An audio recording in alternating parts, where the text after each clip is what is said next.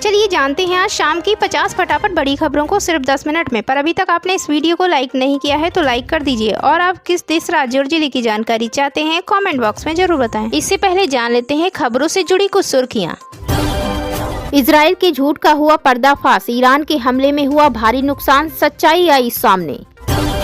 BJP को जम्मू में बड़ा झटका, केंद्रीय मंत्री जितेंद्र सिंह के भाई देवेंद्र राणा का हुआ निधन। यूएस चुनाव में राष्ट्रपति उम्मीदवार डोनाल्ड ट्रंप ने दी दिवाली की बधाई, बांग्लादेश में हिंदुओं पर हमले की निंदा की।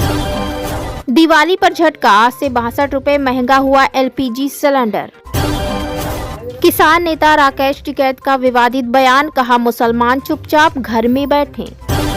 सीएम रेवंत रेड्डी 6 नवंबर से शुरू कराएंगे तेलंगाना में जाति जनगणना, सर्वसम्मत से प्रस्ताव पास। पाकिस्तानी पंजाब की सीएम मरियम नवाज ने मनाई दिवाली, कहा भारत के साथ मिलकर खत्म करेंगे स्मॉग। नवाब मलिक की बगावत, कहा जरूर चुनाव लड़ूंगा, बढ़ी अजीत पवार की मुश्किलें। राजस्थान में बीजेपी विधायकों की मांग, कहा गाय को मिले राजमाता का दर्जा। कश्मीर पाकिस्तान नहीं बनेगा, आतंकवाद करें खत्म। गांदरबल आतंकी हमले के बाद फारूक अब्दुल्ला ने पाक को दिया कड़ा संदेश। बीजेपी को जम्मू में बड़ा झटका, केंद्रीय मंत्री जितेंद्र सिंह के भाई देवेंद्र राणा का हुआ निधन। बताते चले दोस्तों, भारतीय जनता पार्टी के वरिष्ठ नेता और नगरोटा सीट से विधायक देवेंद्र सिंह राणा का बृहस्पतिवार को निधन हो गया। 59 वर्ष के थे। भाजपा के वरिष्ठ नेता के अनुसार केंद्रीय मंत्री जितेंद्र सिंह के भाई देवेंद्र राणा का हरियाणा के फरीदाबाद के एक निजी अस्पताल में इलाज कराया जा रहा था। उनके परिवार में उनकी पत्नी गुंजन राणा, 2 बेटियां देवयानी और केतकी तथा एक बेटा अधिराज सिंह है। राणा के निधन की खबर पहुंचने के बाद जम्मू के गांधीनगर इलाका स्थित उनके आवास पर नेताओं समेत सैकड़ों लोग एकत्र हुए। दिवाली पर झटका, आज से 62 रुपए महंगा हुआ एलपीजी सिलेंडर। जी हां, बता दें दोस्तों, नए महीने की शुरुआत के साथ ही एलपीजी सिलेंडर के दाम में इजाफा किया गया है। आज से 62 रुपए एलपीजी सिलेंडर के दाम में इजाफा किया गया है। वहीं ऑयल कंपनियों ने 19 किलो वाले कॉमर्शियल एलपीजी सिलेंडर के दाम में इजाफा किया है। कंपनियों ने 14.2 किलो वाले घरेलू सिलेंडर की कीमतों में कोई बदलाव नहीं किया, यानी कि रसोई गैस वाले सिलेंडर के दाम में कोई परिवर्तन नहीं हुआ। इस बार 19 किलो वाले एलपीजी सिलेंडर के दाम में इजाफा किया गया है। दिल्ली में सिलेंडर के दाम 1740 रुपए से बढ़कर 1802 रुपए हो गया है। वहीं बता दें दोस्तों, कोलकाता में सिलेंडर 1850.50 रुपए से 1911.50 रुपए हो चुका है।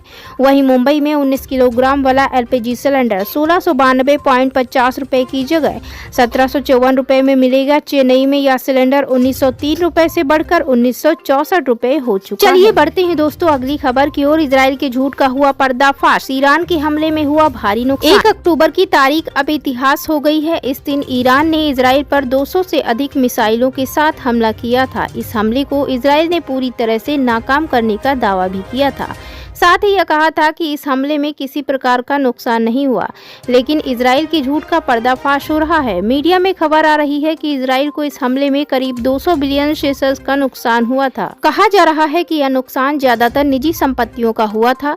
इजराइल के टैक्स प्राधिकरण के हिसाब से यह अभी तक हमलों में सबसे ज्यादा नुकसान करने वाला हमला। चलिए बढ़ते हैं दोस्तों अपनी अगली खबर की ओर। पाकिस्तानी पंजाब की सीएम मरियम नवाज ने मनाई दिवाली, कहा भारत के साथ मिलकर खत्म करेंगे स्मॉग।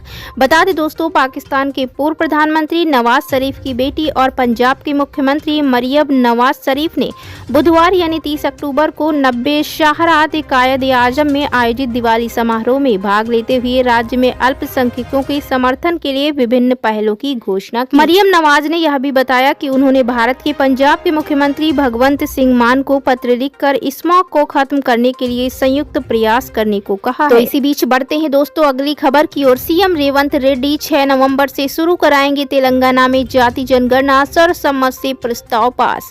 कांग्रेस सांसद मल्लू रवि ने बुधवार को घोषणा की कि मुख्यमंत्री रेवंत रेड्डी सहित जनप्रतिनिधियों के एक समूह ने तेलंगाना में जाति जनगणना सुनिश्चित करने के लिए सर्वसम्मत से प्रस्ताव पारित। उन्होंने कहा कि तेलंगाना प्रदेश कांग्रेस कमेटी के जिला अध्यक्ष इस पहल की निगरानी के लिए हर जिले में एक समन्वयक नियुक्त करेंगे। उन्होंने बताया कि 6 नवंबर से जाति जनगणना शुरू हो जाएगी। बढ़ते हैं दोस्तों अगली खबर की ओर। नवाब मलिक ने की बगावत, कहा जरूर लड़ूंगा चुनाव, बढ़ी अजित पवार की मुश्किलें। जी हां, बता दें दोस्तों, बीजेपी ने एनसीपी नेता नवाब मलिक की उम्मीदवारी का विरोध किया था। इस वजह से एनसीपी अजित पवार गुट ने पूर्व मंत्री नवाब मलिक को टिकट नहीं दिया है। एनसीपी अजित पवार गुट की ओर से नवाब मलिक को टिकट न देकर उनकी बेटी सना मलिक को अणुशक्ति नगर से टिकट दिया गया है। लेकिन नवाब मलिक अब भी चुनाव लड़ने पर अड़े हुए हैं। उन्होंने ऐलान किया है कि वह चुनाव जरूर लड़ेंगे। नवाब मलिक की बगावत से एनसीपी अजित पवार गुट की मुश्किलें बढ़ने के आसार बताते चले। टिकट नहीं मिलने पर नवाब मलिक ने बगावत का ऐलान कर दिया है। वह शिवाजी नगर मानखुर्द विधानसभा सीट से निर्दलीय या एनसीपी से चुनाव लड़ने की इच्छा जता चुके हैं। इसी बीच बढ़ते हैं दोस्तों अपनी अगली खबर की ओर। किसान नेता राकेश टिकैत का विवादित बयान, कहा मुसलमान चुपचाप घर में बैठे। बताते चले दोस्तों, भारतीय किसान यूनियन के राष्ट्रीय प्रवक्ता राकेश टिकैत का एक बयान एक बार फिर सुर्खियों में है। बागपत में राकेश टिकैत ने मुसलमानों में डर का माहौल फैलाने वाला बयान दिया। उन्होंने आरोप लगाया कि सरकार का एजेंडा हिंदू मुस्लिम करा के देश की प्रॉपर्टी को बेचने का है। उन्होंने कहा कि जनता को हिंदू मुस्लिम करने पर लगा दिया गया है। राकेश टिकैत ने मुस्लिमों को हिदायत देते हुए कहा कि बीजेपी का निशाना मुस्लिम समुदाय है, इसलिए मुस्लिम चुप होकर अपने घरों में बैठे रहें। किसान नेता ने सरकार को हिंदुओं की सरकार बताते हुए कहा कि देश में 20% मुस्लिम है और इन 20% मुस्लिमों में से 80% हिंदुओं को खतरा है, वो भी तब जब देश में हिंदुओं की सरकार है। इसी बीच बढ़ते हैं दोस्तों अगली खबर की ओर। राजस्थान में बीजेपी विधायकों की मांग, गाय को मिली राजमाता का दर्जा। राजस्थान सरकार जल्द ही विधायकों की मांग पर फैसला लेगी कि राज्य में गायों को राजमाता का दर्जा दिया जाए।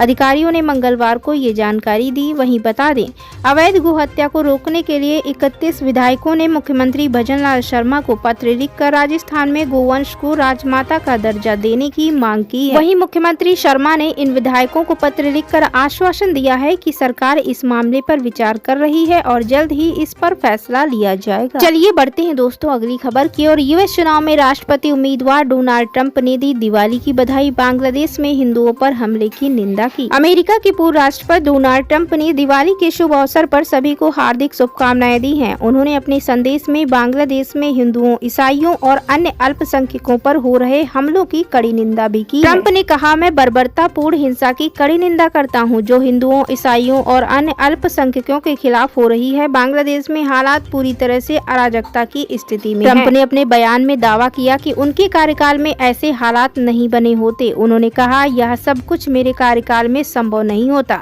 कमला और जो बाइडेन ने दुनिया भर के और अमेरिका के हिंदुओं को इग्नोर किया है। ट्रंप ने कहा, इजराइल से लेकर यूक्रेन तक और हमारे दक्षिणी सीमा तक यह प्रशासन एक दुखंत कहानी रहा है, लेकिन हम अमेरिका को फिर से मजबूत बनाएंगे और ताकत के माध्यम से शांति वापस लाएंगे। वहीं मौजूदा उपराष्ट्रपति कमला हैरिस की नीतियों की आलोचना करते हुए ट्रंप ने कहा कि उनके द्वारा लगाए गए अतिरिक्त नियम और उच्च कर दरें छोटे व्यवसायों को नष्ट कर देंगी। उन्होंने कहा, इसके उलट मैंने कर कटौती के नियमों को आसान बनाया, अमेरिकी ऊर्जा से प्रतिबंध हटाए और इतिहास की सबसे बड़ी अर्थव्यवस्था बनाई। हम इसे फिर से करेंगे, पहले से भी बड़ा और बेहतर बनाएंगे और हम अमेरिका को फिर से महान बनाएंगे। बढ़ते हैं दोस्तों अपनी अगली खबर की ओर। कश्मीर पाकिस्तान नहीं बनेगा, आतंकवाद करें खत्म। गांदरबल आतंकी हमले के बाद फारूक अब्दुल्ला ने पाक को दिया कड़ा संदेश। बता दें कि जम्मू कश्मीर के गांदरबल जिले में रविवार को आतंकी हमले में एक डॉक्टर समेत 6 निर्माण श्रमिकों की मौत हो गई। गांदरबल में हुए आतंकी हमले का नेशनल कॉन्फ्रेंस के अध्यक्ष फारूक अब्दुल्ला ने कड़ी निंदा की। फारूक अब्दुल्ला ने पाकिस्तान को चेतावनी के साथ ही कड़ा संदेश देते हुए कहा कि अगर वे भारत के साथ अच्छे संबंध बनाना चाहते हैं तो उन्हें आतंकवाद खत्म करना होगा। वहीं अब्दुल्ला ने कहा, मैं पाकिस्तान की नेतृत्व से कहना चाहता हूं कि अगर वे भारत के साथ अच्छे संबंध चाहते हैं तो इसे खत्म करना होगा, क्योंकि कश्मीर पाकिस्तान नहीं बनेगा। वहीं आगे फारूक अब्दुल्ला ने कहा कि अगर वे 75 सालों में पाकिस्तान नहीं बना सकी तो अब कैसे बना पाएंगे। अब आतंकवाद समाप्त करने का समय है, वरना परिणाम बहुत गंभीर होंगे। अगर वे हमारे निर्दोष लोगों की हत्या करते हैं तो बातचीत कैसे होगी। इसी बीच बढ़ते हैं दोस्तों अगली खबर की ओर। 2 करोड़ भेज दो, नहीं तो सलमान खान को फिर मिली जान से मारने की धमकी। मुंबई पुलिस को आया मैसेज। बता दें कि एक्टर सलमान खान को फिर से जान से मारने की धमकी दी गई है। इस बार धमकी देने वाले ने 2 करोड़ रुपए की फिरौती की मांग की है। मंगलवार को ट्रैफिक कंट्रोल को एक अज्ञात व्यक्ति का धमकी भरा मैसेज मिला। सूत्रों ने बताया कि मैसेज करने वाले ने 2 करोड़ रुपए की मांग की। धमकी देने वाले ने यह भी कहा कि अगर उसे पैसे नहीं मिले तो वह सलमान खान को मार कर देगा। वर्ली पुलिस ने अज्ञात व्यक्ति के खिलाफ मामला दर्ज करके मामले की जांच बता दें कि वर्ली पुलिस ने धमकी देने वाले शख्स के खिलाफ BNS की धारा 354(2), 308(4) के तहत मामला दर्ज कर लिया है। इससे पहले भी बाबा सिद्दीकी के बेटे और विधायक जीशान सिद्दीकी और सलमान खान को जान से मारने की धमकी दी गई थी। जानकारी के मुताबिक जीशान और सलमान को धमकी देने वाले पहचान गुरफान उर्फ तैयब के रूप में हुई है। हालांकि अभी इस मामले में किसी गैंग से जुड़े होने की बात सामने नहीं आई है।